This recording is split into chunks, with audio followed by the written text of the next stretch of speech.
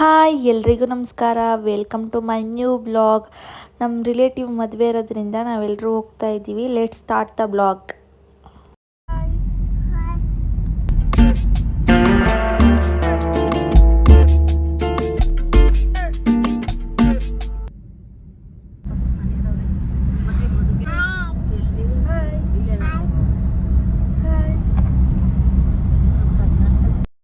ನಮ್ಮಮ್ಮ ಕಾರು ಇಳಿದ್ಬಿಟ್ಟು ಹೂ ತೊಗೊಬರೋಣ ಅಂತ ಹೋದ್ರು.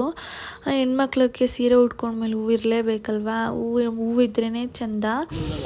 ನಾವು ಚೌಟ್ರಿ ಹತ್ರ ರೀಚ್ ಆದ್ವಿ, ನಾನು ನಮ್ಮಮ್ಮ ಪಾಪು.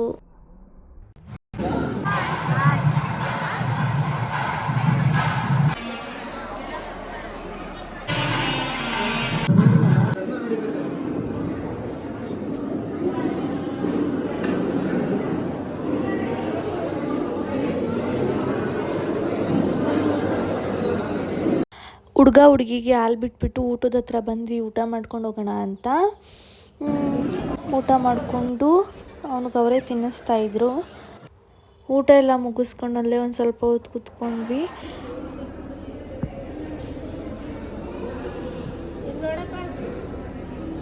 ಹಾಯ್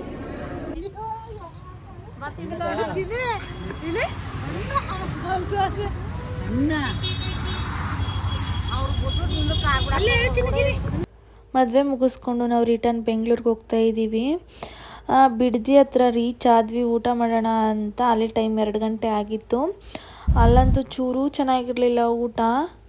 ಅವ್ನು ನೋಡಿ ಟೋಪಿ ಎಷ್ಟು ಚೆನ್ನಾಗಿ ಕಾಣಿಸ್ತಾಯಿತ್ತು ಅಂದರೆ ಅವನು ರೇಗಿಸ್ತಾ ಇದ್ದೆ ನಾನು.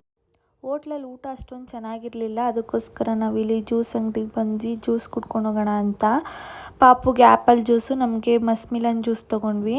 ತುಂಬ ಚೆನ್ನಾಗಿತ್ತು. ನಿಮ್ಗೇನಾದರೂ ಈ ಬ್ಲಾಗ್ ಇಷ್ಟ ಆದರೆ ಲೈಕ್ ಮಾಡಿ, ಶೇರ್ ಮಾಡಿ, ಪ್ಲೀಸ್ ಸಬ್ಸ್ಕ್ರೈಬ್ ಆಗಿ. Thank you for watching. Bye.